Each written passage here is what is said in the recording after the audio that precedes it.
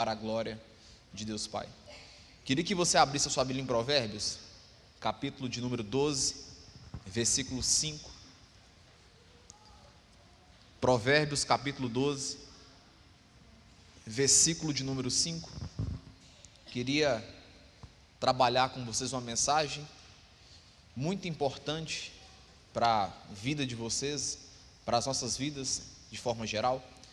Provérbios capítulo 12, versículo 5. Quem encontrou, diga glória a Deus. Antes de ler o texto, queria que você focasse nos meus olhos aqui, para que eu possa falar algo com você muito importante. Eu queria trabalhar com vocês um assunto que é de muita importância para as nossas vidas em todos os aspectos, tanto na parte espiritual, tanto na parte emocional, tanto na tomada de decisões. Quando você olha no Velho Testamento, você olha as histórias, reis, rainhas, príncipes, toda pessoa que fez parte de uma corte, de algo que era de comandar, direcionar pessoas, sempre houve por trás dessas pessoas um líder, né? Quando se tratava do rei, tinha a mão do rei. O que era a mão do rei? Era o personagem por trás, responsável por guiar as tomadas de decisões daquele rei, dar orientação, falar o que deveria ser feito ou o que não deveria ser feito. E muitas vezes os reis, eles tinham um grande prejuízo por causa daquela palavra que foi dita ali, que ninguém sabia.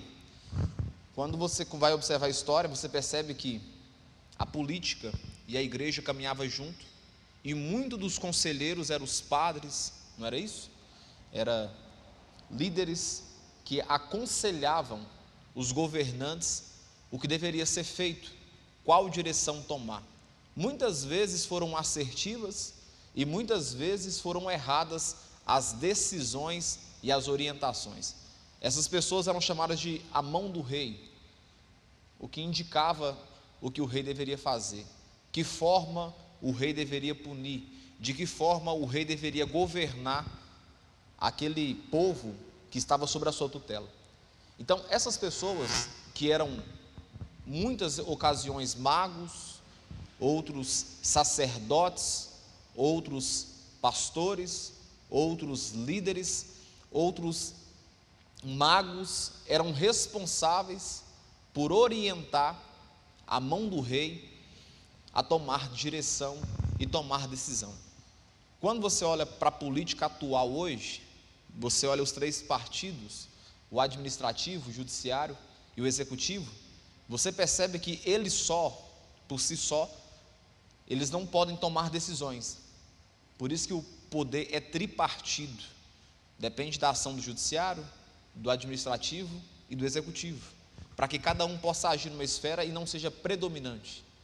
Na época dos reis, a mesma coisa acontecia, só que o poder era centralizado pelo rei, e a mão do rei é que direcionava o rei como tomar decisões.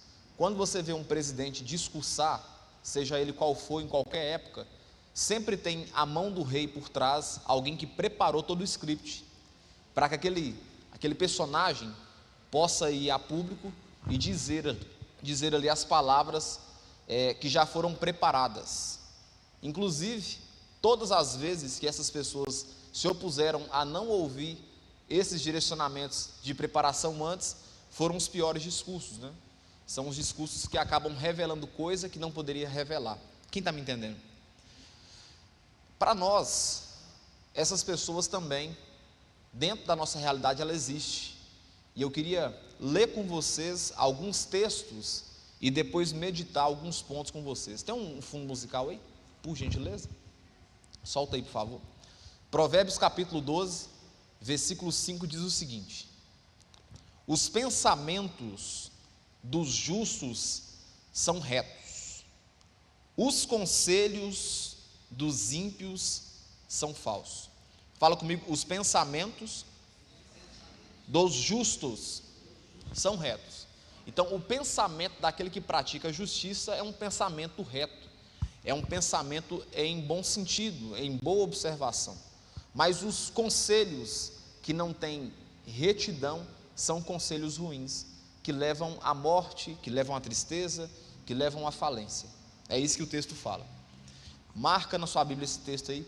Agora vai comigo em Provérbios capítulo 13, versículo de número 20. Provérbios 13, versículo de número 20. Todos encontraram? Olha o que diz o texto: quem anda com os sábios vai ser o que, queridos? Sábio. Napoleão Hill fala isso em uma outra versão, né? Você é a média das 6 pessoas que você convive. É quem que você convive e você vai se tornando ou modelando a partir daquilo que você reproduz. Por isso que há um conceito que o ser humano, ele é produto do meio que ele vive. É de acordo com o que ele enxerga, é de acordo com o que ele respira, é de acordo com o que ele interpreta, é que ele vai se tornando. Os traumas, as dores, as mágoas, as travas são produtos do meio. As travas e os bloqueios que você tem é um produto do meio que você fez parte ou faz parte. Sim ou não? O sofrimento, a tristeza, a alegria, a adversidade foi construída pelo meio que você faz parte. Então aqui fala o seguinte, olha, Provérbios 13, 20. Quem anda com o sábio, ele vai ser sábio. Ele vai modelando a partir da sabedoria do sábio. Então quem se associa a sua imagem com alguém que é sábio, automaticamente vai tendo apreço pela sabedoria. Mas os companheiros dos tolos, ou o companheiro do tolo, ele vai o quê? Acabar mal. Toda pessoa que associa a sua imagem, no caso aqui tolo, comete perversidade, que não tem retidão no coração, vai acabar o quê? Mal. Porque você vai achando que a maldade é algo comum. Você vai associando a sua imagem com um tolo, e a tolice dele vai te intoxicando a ponto de você não perceber o mal que está lhe causando.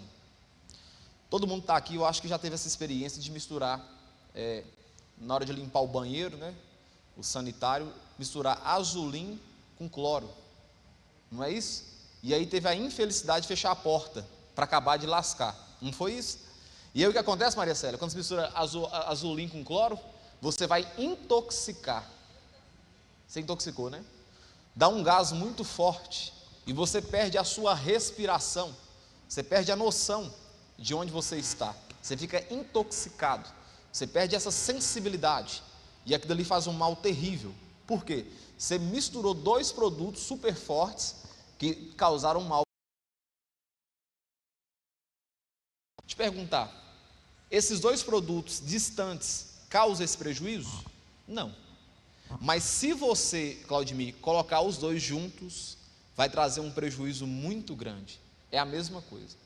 Quando você começa a associar, se envolver, a juntar de quem é tolo, a natureza do tolo vai fazer com que você interprete que aquilo é bom, a ponto de você se perder, nós nos perdermos, e quando tentarmos nos achar, já não nos encontramos mais. Então por isso que o texto fala, olha aqui, quem anda com o sábio, vai ser sábio. Quem se associa com o sábio, vai tornar cada vez mais sábio, porque vai tirando do sábio sabedoria. Mas quem anda com um companheiro que é tolo, além de copiar a tolice dele, vai ser levado pela tolice dele, vai ser associado pela tolice dele, e vai ter o prejuízo de tudo isso. Olha aqui para mim, quando você coloca pessoas na sua casa, ou até mesmo no seu carro, que você não conhece, você está aqui e alguém te pede uma carona, uma pessoa que te conhece na rua, você tem uma amizade com ela, e aquele sujeito está com uma quantidade de droga no bolso, e você, com um coração desse tamanho, querendo dar uma carona para aquela pessoa, põe no seu carro, sem saber de nada. Nisso, tem uma blitz na porta, uma blitz na esquina, e seu carro é parado. Quando o policial parar e descobrir que aquele companheiro que você deu a carona está com droga no bolso, ele vai levar uma pessoa só? Só, Ramon, uma pessoa? Não. Ele vai levar todo mundo que está no carro. E aí você pode usar os melhores argumentos para dizer da sua boa intenção em querer ajudar, mas de todo jeito, você vai ser prejudicado. Então o que acontece? Quando nós nos associamos com aquele que pratica tolice, o prejuízo vem e vem sem medidas. Perfeito? Vai comigo agora em Provérbios capítulo 14, Provérbios 14, versículo 7, está aí na frente aí.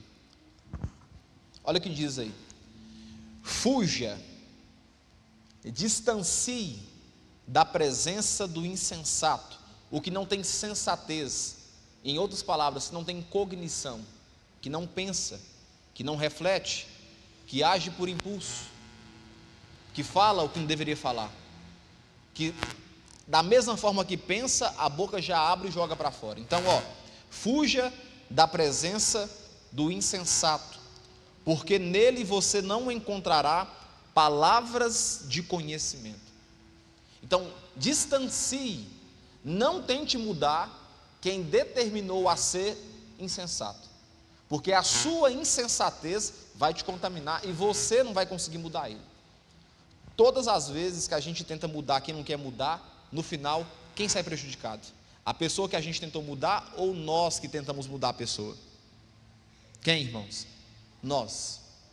Todas as vezes que a gente se dispôs ou dispõe a tentar mudar quem não quer ser mudado, no final, quem causa prejuízo é quem a gente tenta ajudar. Tem uma história, diz que um homem resolveu criar uma cobra, uma serpente, tratava a serpente como se fosse um animal de estimação, e diz que passado do tempo a serpente foi crescendo, crescendo, crescendo, e toda vez que a serpente ia deitar, dormia do lado do homem. Aí aquilo foi passando a ficar estranho, até que um dia ele perguntou a alguém que entendia mais sobre serpentes, e aí aquele cara falou: olha, ela está te preparando para o que, Claudemir? Te comer. Ela está medindo para ver a proporção, se com o passar do tempo ela já consegue já te consumir. É a mesma coisa. Fuja da presença do que não tem sensatez, porque nele você não encontrará palavras de conhecimento, palavras de clareza, palavras de transformação. Vai comigo em Provérbios 16, versículo 29. Provérbios 16, versículo 29. Olha o que diz aí. Lê comigo o 28.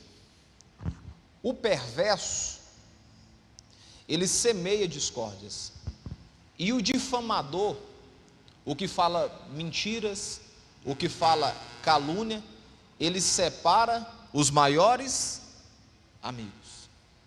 Toda pessoa que é faladora demais, difamador, ela tem o poder de separar até os melhores amigos. Aí o texto continua dizendo o seguinte: o violento, ele alicia o seu companheiro e guia-o para um caminho que não é bom. O que é aliciar? É burlar, é enganar, é dilubriar. O aliciador convence você que as palavras dele estão certas. Isso é aliciar. É fazer com que a sua visão seja turva, que você não consiga enxergar e que você acredite mais nas palavras que ele fala do que com a sua própria visão. Então o texto fala: o violento, perverso, maldoso, ele alicia o seu companheiro e ele guia para um caminho que não é bom, a ponto que você acha que o caminho ruim é um caminho certo a ser tomado, a ponto que aquilo que você via como uma aversão, você já não enxerga daquele jeito mais. Por quê? Ele te aliciou. Ele fez você mudar a sua concepção de enxergar as coisas. Mais um texto para a gente caminhar. Provérbios 19, 27. Provérbios 19, 27.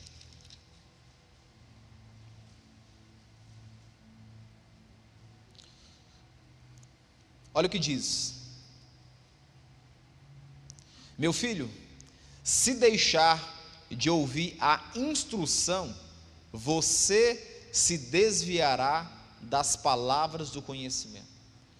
Esse outro texto fala: se você deixar de ouvir as palavras de clareza, as palavras de bonança, as palavras de transformação, o que é natural é que você vai perder as palavras que transformam a sua vida.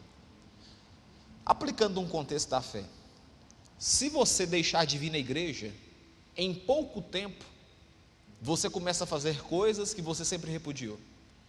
Se você deixar de ouvir a Bíblia, ler a Bíblia, comer da Bíblia, ser discipulado pela Bíblia, daqui a um tempinho, em pouco tempo na verdade, você vai praticar coisas que a Bíblia diz para você não praticar.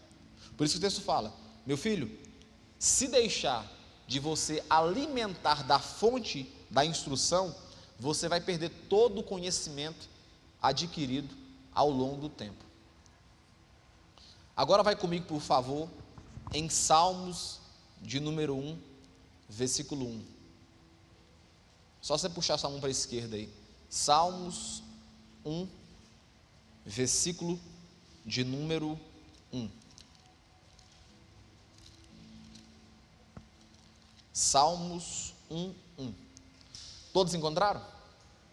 Olha o que diz: bem-aventurado, ou seja, feliz é aquele que não anda no conselho dos ímpios, que não se detém, ou seja, não se prende, não se cerca no caminho dos pecadores, daqueles que praticam maldade, nem se assenta, ou seja, nem faz parte de sentar na roda dos escarnecedores. Gente que fica tripudiando, falando mal, escarnecendo.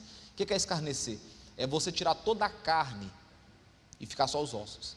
Então, quando eu pego o Tião ali e falo mal do Tião, eu estou escarnecendo, estou tirando todas as virtudes e mostrando só a parte ruim, só osso. Então, não se detém no caminho dos pecadores, nem se assenta na roda dos escarnecedores. Aí o versículo 2: pelo contrário, o seu prazer está na lei do Senhor, e na sua lei medita de dia e de noite. Aí essa pessoa, diz o texto, ele é como uma árvore plantada junto a uma corrente de água, que no devido tempo dá o seu fruto, e cuja folhagem não murcha, e tudo o que esse homem ou essa mulher faz será bem sucedido. Então esse texto fala que aventurado, feliz, é quem não se associa, quem não recebe orientação de quem é escarnecedor, quem não está junto de pessoa que tripudia, quem não está junto de pessoas que ficam detonando o outro, que não se assenta perto de escarnecedores e nem recebe os seus conselhos. O que eu queria falar com vocês? Eu iniciei falando com vocês sobre a mão do rei, te mostrando que a mão do rei é o personagem pelo qual o rei, que é o principal, ele toma decisões. Ele fala, ele arrisca, ele assume compromissos através dessa mão por trás. Essa mão que diz: faça isso, faça aquilo outro, vá para esse lado, vá para aquele outro lado. Essa mão, ela é mais poderosa do que o rei, porque na verdade o rei só vai falar aquilo que essa mão disse para ele poder falar. Essa mão, ela é muito mais poderosa do que o próprio rei, porque na verdade o rei só vai esboçar aquilo que essa mão diz para ele poder fazer. E o que é o mais interessante?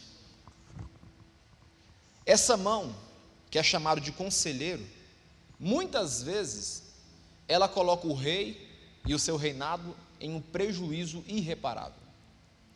Muitas vezes essa mão que diz: faça isso, faça aquilo outro, vai colocar esse rei, esse líder, em situações positivas, mas muitas vezes em situações que nem se ele quisesse voltar atrás, ele conseguiria voltar. Tudo isso por causa de um conselho. E olha aqui para mim, a gente pensa que as maiores prisões, elas vêm daqui para baixo, de cima para baixo.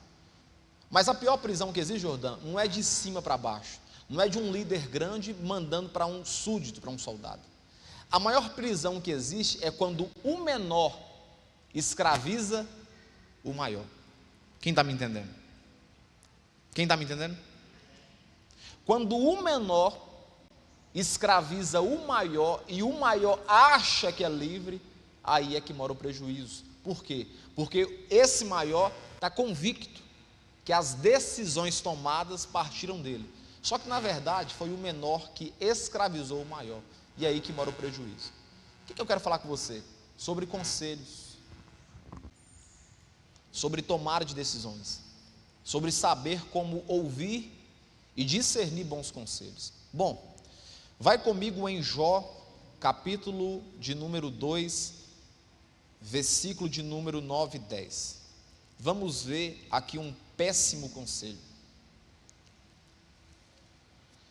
Jó, capítulo 2, versículo de número 9. Depois que Jó perde tudo praticamente, está tendo um mix de sentimento dentro dele. Havia na terra de Uz um homem chamado Jó, íntegro, reto, temente a Deus, se desviava do mal. Daqui a pouco esse homem que é íntegro, reto, desvia do mal, teme a Deus, está tendo um mix de sentimentos no coração dele. Um mix de aversões acontecendo. Perca dos bens, perca dos gados, trabalhadores morrendo, rescisões de contrato, gado sendo roubado, tudo acontecendo consecutivamente, posteriormente. Perde agora, daqui a pouco perde de novo, daqui a pouco chega uma tragédia, daqui a pouco chega uma notícia ruim, daqui a pouco alguém morreu, daqui a pouco os filhos morreram. Cara, o cara está fazendo tudo certo, e só aversão batendo na porta do coração dele. Como é que a mente de Jó estava? Como é que as faculdades mentais de Jó estavam? Totalmente abalada, conturbada. Por quê? Porque o pior não é quando você faz uma coisa e tem consciência que você fez e é punido. Sabe o que é pior? É quando você não sabe o porquê você está sendo punido. O que mata não é saber a punição. O que mata é não saber o porquê está sendo punido. Fazer algo errado e ser punido é ruim, te incomoda. Mas você ser punido por algo que você não sabe, incomoda 1000 vezes mais. E é justamente isso que está acontecendo com Jó. Ele não sabe a causa, o porquê está sendo punido. Na cabeça de Jó está tudo bagunçado. É quando você começa a perguntar o porquê disso. Deus, por que isso está acontecendo? Deus, por que eu perdi isso? Deus, por que está todo mundo contra mim? Deus, por que as coisas não estão dando certo?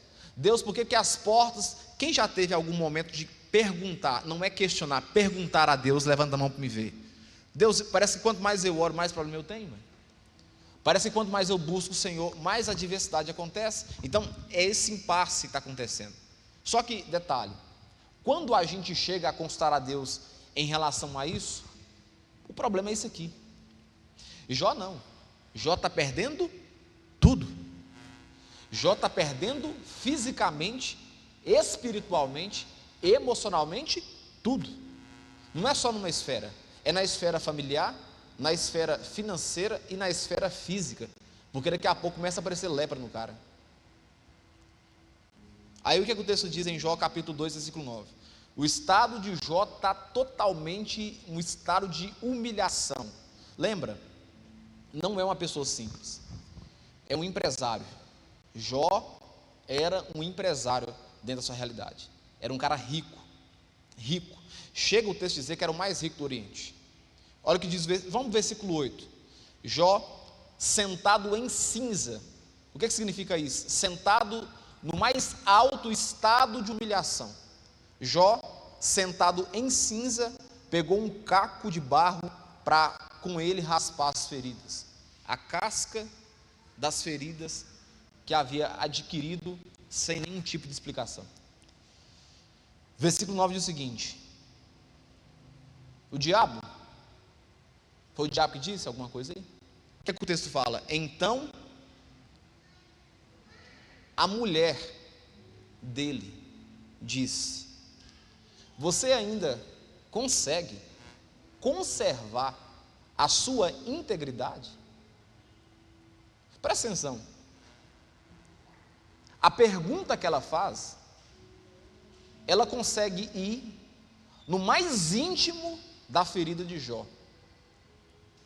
Jó está sendo massacrado fisicamente, emocionalmente, espiritualmente, e aí ela pergunta com a seguinte indagação: você ainda consegue se manter íntegro, mesmo perdendo os seus filhos e as suas filhas? Você consegue se manter íntegro, mesmo perdendo o seu sustento, o seu trabalho, os seus trabalhadores? Você consegue se manter íntegro, mesmo a sua empresa indo à falência? Você consegue ainda manter a sua integridade, mesmo passando por toda essa turbulência? Detalhe, sem explicação? Tem duas formas a gente enxergar isso aqui. A primeira é a forma negativa, que é a mais natural. Nossa, que terrível, que absurdo. Mas também tem uma outra forma de a gente enxergar, que é a forma da mulher que ama esse cara e está vendo ele sofrer. Sim ou não? Sim ou não? E o texto fala que a sabedoria estava com Jó, não com ela. A integridade era dele. Ela está tomando as dores e está sendo levada a falar no momento da dor. Mas o que eu acho interessante é que o texto diz o seguinte: a fala da mulher: você ainda conserva a sua integridade? E ela fala um negócio assim que é perigoso. Ela fala assim, ó: amaldiçoe o teu Deus. E traduzindo: arruma uma corda, amarra num pau e pula. O que essa mulher disse em palavras aqui? Suicida. Ô Jó, nós já chegamos no fim do poço. Infelizmente agora a única coisa que nos resta é você tirar a sua própria vida, porque não resta mais nada. Já perdeu comida, já perdeu gado, já perdeu filho, nós já perdemos tudo. A única coisa que nos resta agora é a morte. E não vai ser Deus que vai tirar a nossa vida, não. Vai ser nós que iremos causar essa morte. Mas o texto fala o seguinte, versículo 10: mas Jó respondeu: você está ficando doida? Você está perturbada? Você não tomou o cadernalzinho hoje, não? Está faltando um remedinho debaixo da língua. Como falas uma louca, falas tu. Como falas uma pessoa que não está com cognicidade na mente, está sofrendo com a situação, você está falando. E ele fala o seguinte: cara, isso aqui é perfeito.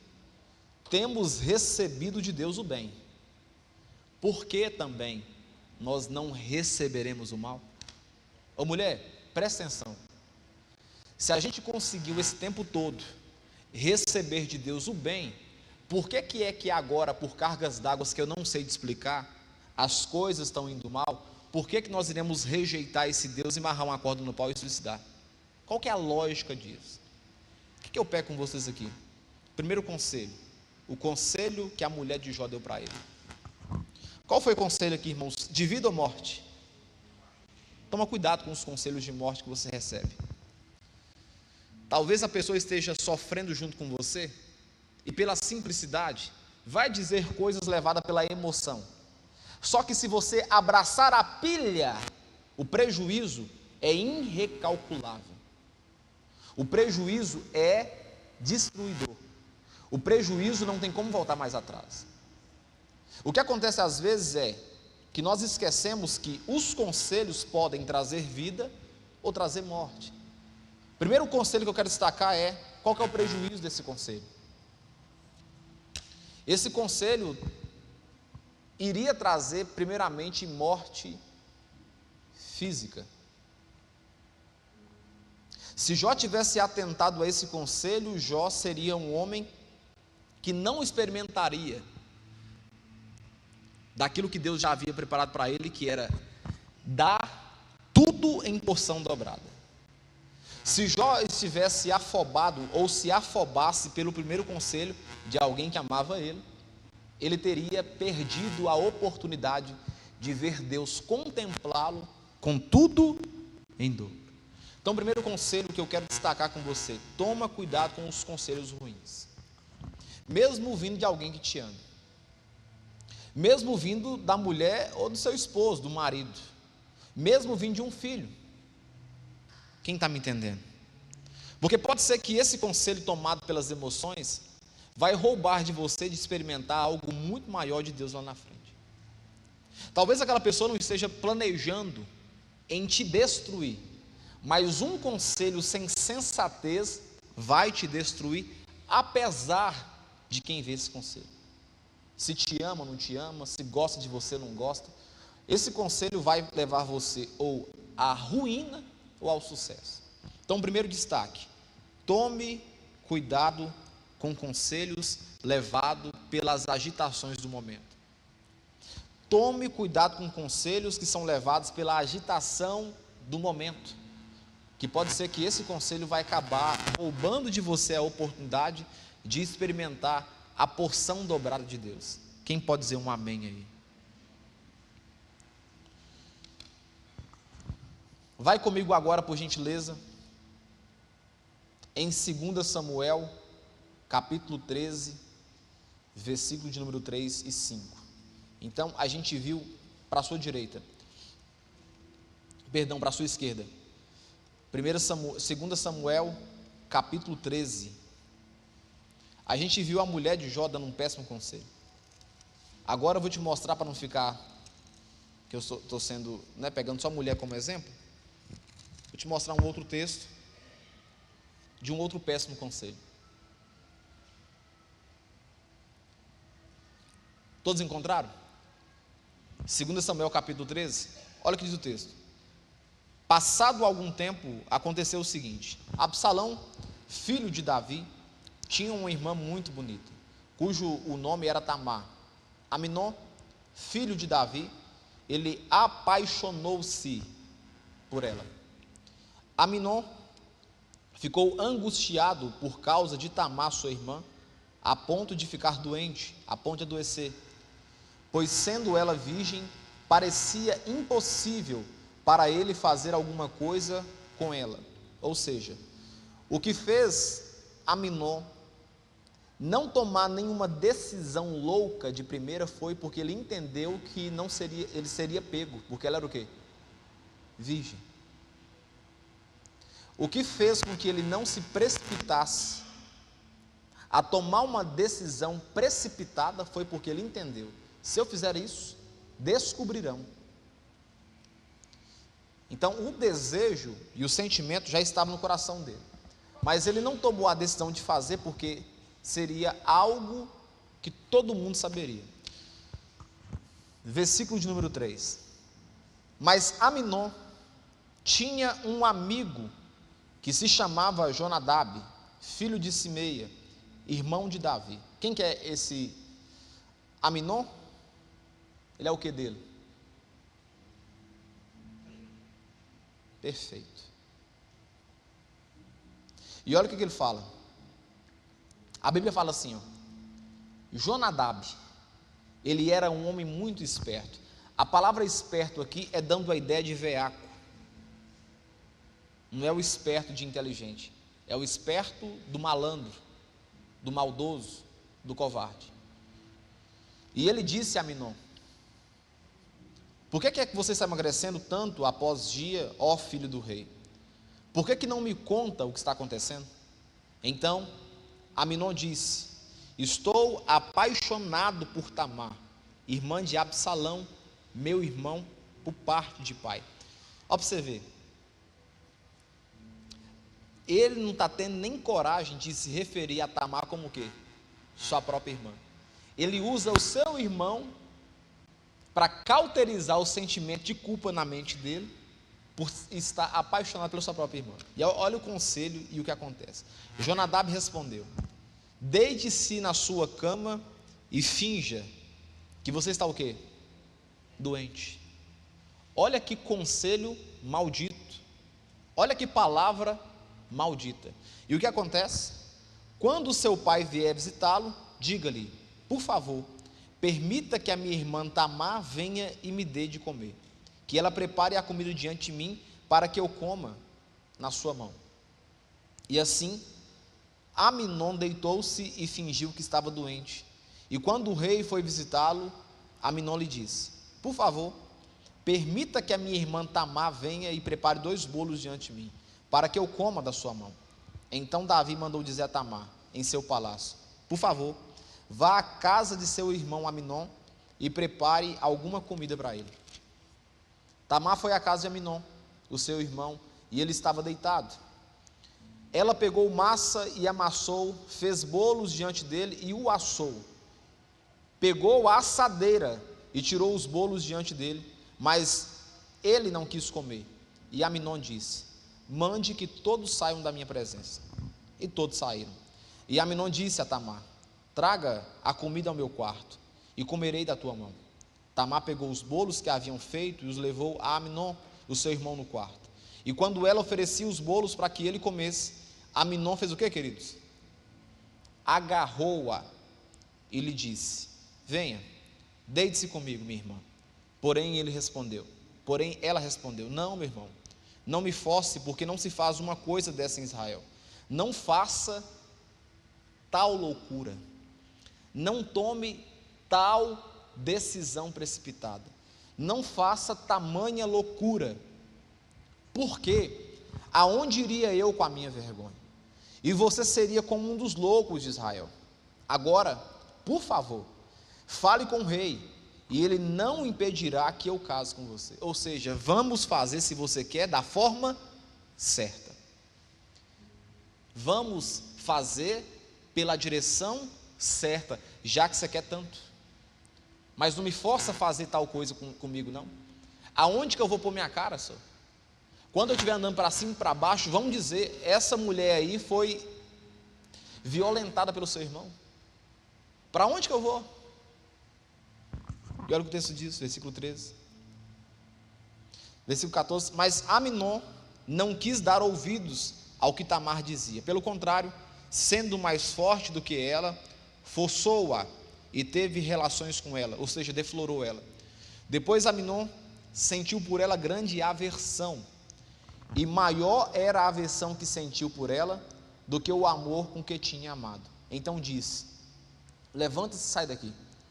Mas Tamar respondeu: não, meu irmão, porque manda-me embora, seria um mal maior do que o outro que você me fez. Porém ele não a quis ouvir, chamou o moço para que o servir e disse: ponha esta mulher para fora e tranque a porta. Repara para você que vê que no final do texto, aí no versículo aí, de número 15, o texto fala que Amnon sentiu uma aversão, de rejeição e de repúdio muito maior do que o sentimento de amor que ele havia amado ela. Mas tudo isso aconteceu por causa de conselho de quem? De uma pessoa. Uma pessoa que fez com que aquele sentimento que estava no coração dele germinasse, criasse vida. Por causa de um conselho errado, por causa de uma palavra errada, a casa de Davi foi destruída. Tudo isso porque a mão de alguém apontou. Olha aqui para mim. Qual que é o prejuízo de um conselho errado? É que muitas vezes a mão que apontou não vai estar lá para suprir a dor que você vai causar. Muitas vezes a mão que direcionou você tomar aquela decisão não vai sofrer as consequências. E aí você vai estar numa situação que você foi levado a tomar decisões e você tomou a decisão, e aí não vai ter como você mais correr daquilo, e o sentimento que vai existir é de aversão, ou seja, uma dor muito maior do que o sentimento de prazer. O que eu aprendo com vocês? A segunda coisa que eu aprendo com vocês é que os maus conselheiros te fazem tomar decisões que posteriormente você sentirá nojo daquilo que você fez. Aquela pessoa que te induz a ir para um caminho, te induz a tomar uma decisão que nem ela mesma vai tomar, e você toma, logo depois que você fizer, o sentimento de tristeza vai habitar no seu coração. Por isso, um conselho que eu quero te dar: tome cuidado com as mãos que te aconselham. Toma cuidado com a mão que te mostra o defeito de um, o defeito do outro. Toma cuidado com a mão que direciona o seu coração, porque no final, as consequências vão recair sobre você e não sobre ele. Muitas vezes as pessoas que mais nos desejaram trilhar uma direção, elas não se responsabilizam quando o prejuízo vem. Muitas vezes as pessoas que nos orientaram a tomar tal direção, quando o negócio está errado, elas não estão lá para nos ajudar. Por quê? Porque a preocupação delas não é te ajudar, A preocupação delas é só te mostrar um caminho. Agora, se der certo, beleza. Se der errado, beleza. E a maioria das vezes, conselhos que não são sábios só vão te levar à destruição. Uma pessoa que te mostra só defeito, só prejuízo, que só te aponta a parte negativa, você pode tomar cuidado, que essa pessoa está te direcionando a perder o senso de crescimento. Olha aqui para mim, a maioria de nós estamos aqui, fomos chamados para liderar alguma esfera, sim ou não? Mas muitas vezes, algumas mãos, alguns conselheiros, alguns dedos, nos anula, a ponto de ter tanto poder, de nos fazer acreditar na versão deles, do que naquilo que você preparou a vida toda para ser. Sim ou não?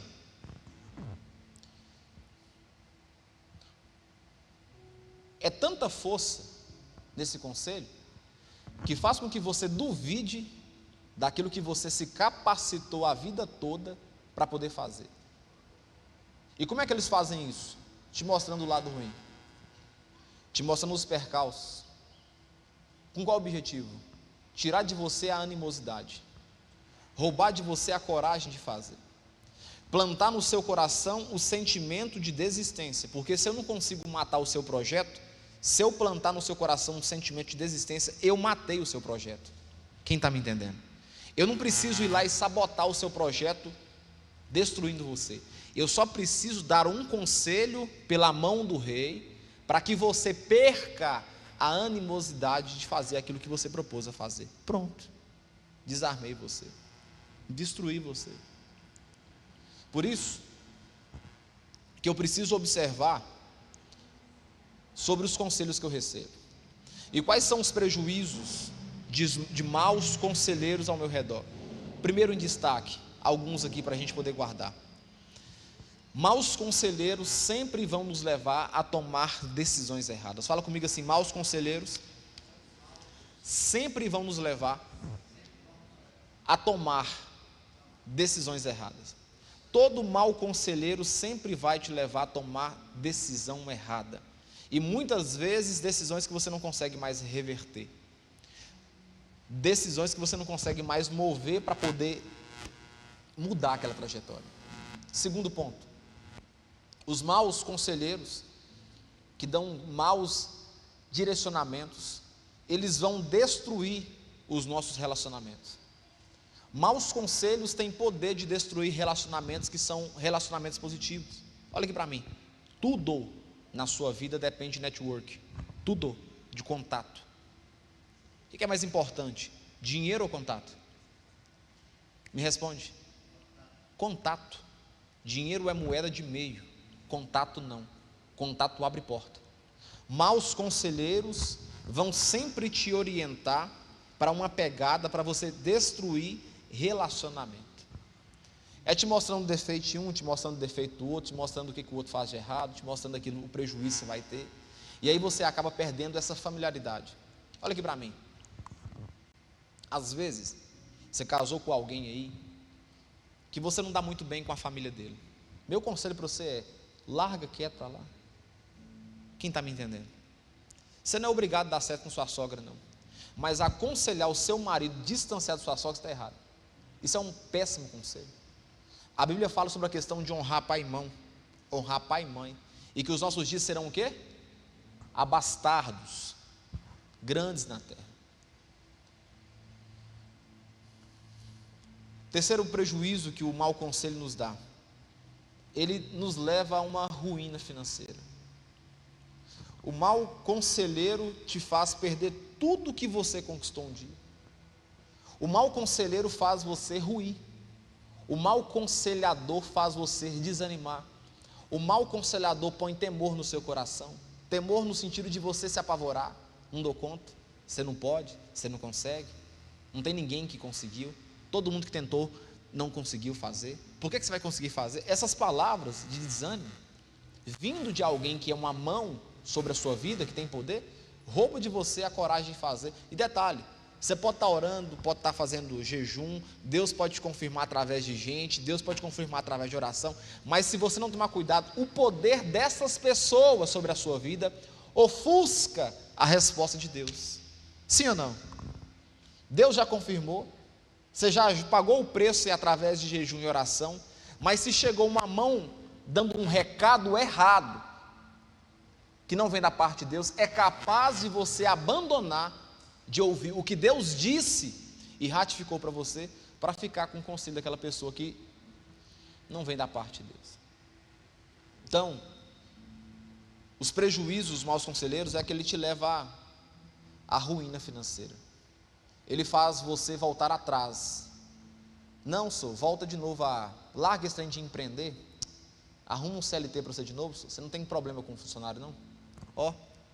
Tirando você de um patamar de empreender, abrir novos horizontes e reduzindo você a o quê? A ser de novo um escravo do CLT. Você lidera, você empreende, você abre projetos, mas aí um mau conselheiro te mostra, não, para você ver, olha o tanto de imposto que você paga. Quem está me entendendo? Ele rouba de você a oportunidade da parte financeira.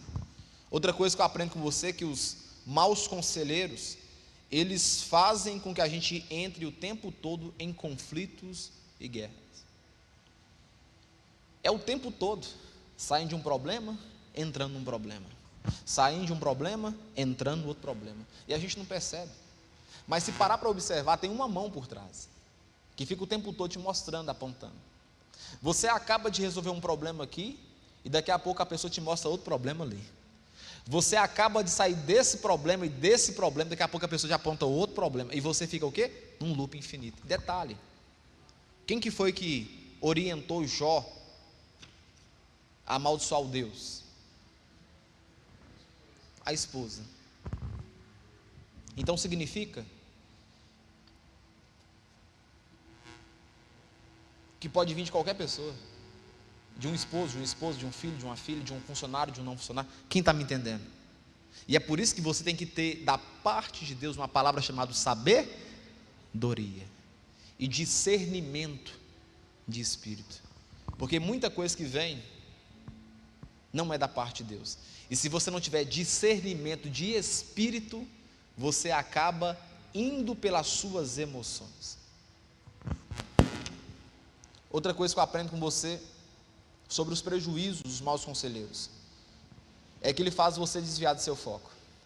Olha aqui para mim, você tem um foco, todos nós estamos aqui, tem um foco, alguns de serem bem-sucedidos financeiramente, outros de serem bem-sucedidos espiritualmente, cada um tem um foco, de estudar o filho, de ganhar bem, de fazer alguma coisa, de empreender, todo mundo tem um foco.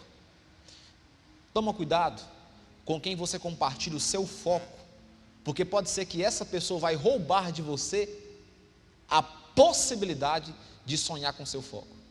Ele vai desfocar você, ele vai te mostrar um outro lado, e aí pode ser que você, escutando esse outro lado, você perca a sua direção. Então, os maus conselheiros, além de tudo, qual o prejuízo que eles trazem? Ele desvia você do foco. Você está indo muito bem, se esforçando para fazer um curso superior, e a pessoa fala, para que isso, moça? Eu não conheço ninguém que fez curso superior que ganha bem. Todo mundo que fez curso superior está trabalhando para alguém. A pessoa roubando de você o seu foco. Moço, para que você vai mexer com esse trem de empreender? Vender isso aí para quê? Eu conheço um tantão de gente que começou a fazer isso e deu errado. Quem já ouviu alguma fala assim? Levanta a mão para me ver. O que é isso aí? Desviando você do foco. É uma mão, é um conselho que não parece ser um conselho ruim, é um conselho que a aparência dele vem como se fosse de bondade, mas no final é só com o objetivo de desviar a sua direção. Me veio um texto na cabeça aqui, tem um texto, acho que eu notei aqui, para mim em Esdras capítulo 4 versículo 4, Esdras, perto de Neemias, Esté, Esdras 4:4.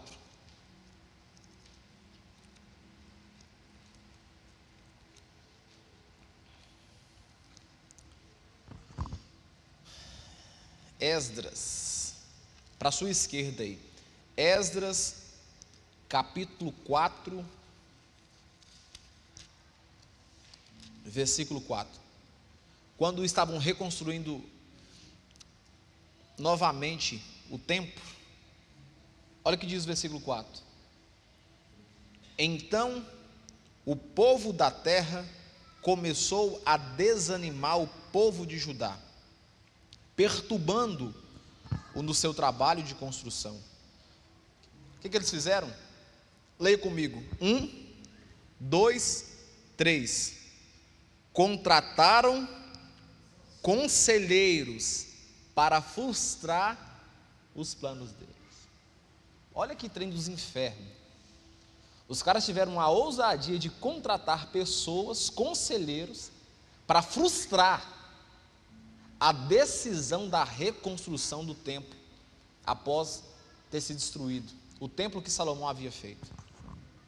Os caras tiveram a audácia de contratar conselheiros no intuito de dizer: mexe com isso não, senhor. Larga para lá, senhor. Lá no texto de Neemias, quando Neemias empreende em reconstruir as muralhas, o que acontece? Por 3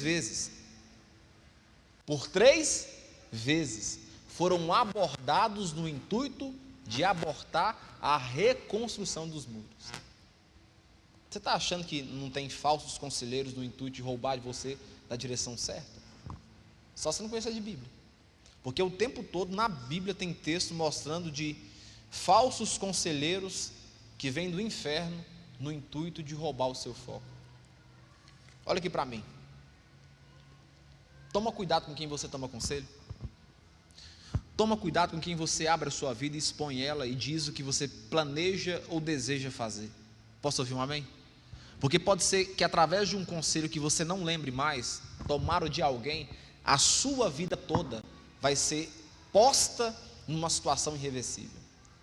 Talvez por causa de um conselho que você não vai nem lembrar de quem que veio, essa mão que te guiou, o prejuízo vai ser tão grande que você não vai ter tempo nem para lembrar quem que foi a pessoa que te aconselhou. Olha aqui para mim, fuja de abrir a sua vida para qualquer pessoa. Tome cuidado quem que você diz as suas dores, os seus ais. Tome cuidado com quem você chora, dizendo as suas dores, expondo a sua ferida, porque pode ser que você está achando que a pessoa vai colocar metiolate e ela vai plantar no céu mais ferida. Ela vai acabar de tocar na sua ferida, assim como a mulher de Jó fez. Pai, Jó, você está desse jeito aí? Faz o seguinte: está sofrendo? Amaldiçoe seu Deus e marra uma corda num pau e pula. Olha que conselho do inferno. E se Jó não tivesse a sabedoria de Deus, talvez ele teria ouvido o conselho de alguém que amava ele tanto. Quem está me entendendo? Então, toma cuidado com as mãos que te guiam. Dá uma olhadinha. O nosso erro é que a gente foca só na mão. A gente esquece de olhar de onde essa mão vem e quais são as intenções que essa mão tem. O nosso erro é que a gente foca só no dedão que aponta, que mostra: olha o defeito daquele ali, olha o defeito daquela outra, esse aqui não vale nada, aquele dali também não vale nada também não. Só que a gente esquece de olhar a mão que está apontando. Quem está me entendendo? Por isso que a gente precisa de quê? Sabedoria para poder viver. Sabedoria. Fica de pé no teu lugar em nome de Jesus. Quem foi abençoado? Queria que você curvasse sua cabeça e eu quero orar com você. Deus, a gente sabe que a nossa vida é rodeada de pessoas que nos aconselham o tempo todo. Dentre elas existem bons conselheiros e maus conselheiros. E eu sei que toda a nossa vida é rodeada de tomada de decisões. É impossível não agir pela tomada de decisões. Por isso, nessa noite, nós queremos pedir pelo meio da fé que o Senhor blinde os nossos ouvidos. Blinde os nossos ouvidos quando os maus conselheiros chegarem para nos mal aconselhar, nos dar direções tortas. Blinde os nossos ouvidos e atiça em nós o nosso discernimento de espírito, para saber o que vem da parte do Senhor e o que não vem da parte do Senhor. Muitas vezes, pela emoção, pelo calor do momento, as pessoas vão dizer coisas para nós voltadas pelo calor do momento, mas pode ser que aquele conselho que foi dado nos leve à destruição. Por isso, nessa noite, o teu povo pede uma coisa específica: blinde os nossos ouvidos dos maus conselhadores, dos maus conselheiros, para que quando a mensagem direcionada de forma errada vier aos nossos ouvidos, que a gente tenha maturidade da parte do Senhor para discernir o que vem de Deus e o que não vem de Deus. Toda pessoa que está programada do inferno para vir em nossos ouvidos e dizer coisas que não vêm da parte do Senhor, nós queremos dar uma ordem no mundo espiritual agora, que elas sejam caladas nesse momento, e que a gente só receba orientação para crescimento e progressão. Toda palavra maldita de alguém que está sendo planejado no intuito de destruir as nossas vidas, nós damos uma ordem no mundo espiritual, está anulada em nome de Jesus. E todo o povo de Deus recebendo, diga amém e amém, para a glória de Deus Pai. Você que está no propósito de oração, vem aqui à frente, vamos orar em nome de Jesus. Vamos orar rapidinho. Você que está no propósito de oração,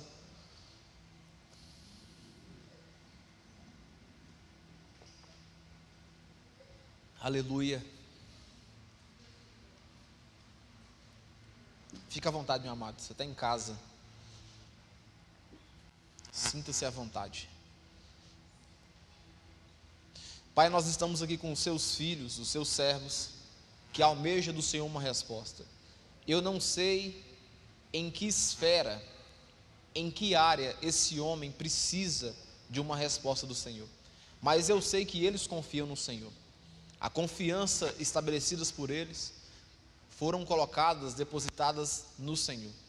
Tua palavra diz que a oração do justo pode ir muito em seus efeitos. Por isso, nessa noite, nós queremos pedir ao Senhor uma resposta. Eu não sei qual que é a causa, mas eu conheço para o Deus que eu estou orando nessa noite. Que o Senhor possa abrir os olhos espirituais, para que eles possam ter discernimento, a resposta do Senhor para aquilo que eles precisam. Deus, se for uma assinatura, que essa assinatura aconteça. Se for a restauração de alguém, que essa restauração aconteça. Se for uma cura, que os olhos possam contemplar a cura acontecer. Se for um milagre, que o milagre aconteça, mas que tudo aconteça debaixo da tua poderosa mão. Nós não queremos o nosso jeitinho brasileiro, nós queremos que o Deus de Israel intervenha por nós, e esse é o nosso clamor, é o nosso desejo. Conceda o desejo do coração dos seus filhos nessa noite, em nome de Jesus, amém e amém, para a glória de Deus Pai. Você pode voltar para o seu lugar em nome de Jesus, crendo nessa oração. Quem foi abençoado, queridos? Vocês estão aí? Amém? Guarda o seu coração, amém? Toma cuidado com quem você pede conselho. Toma cuidado com a mão que te aponta, que fica o tempo todo apontando. Esquece a mão, esquece a mão. Veja de onde essa mão vem. Veja quais são as intenções da mão. O nosso erro, vou repetir, é ficar olhando para a mão que aponta, o dedo que aponta. Nós esquecemos sobre a imagem de que esse dedo está apontando. Que a graça de Deus e as consolações vindas da parte do Espírito Santo repouse sobre a nossa vida hoje e para todo sempre. Beijo no coração. Vá em paz. Amém. Deus abençoe.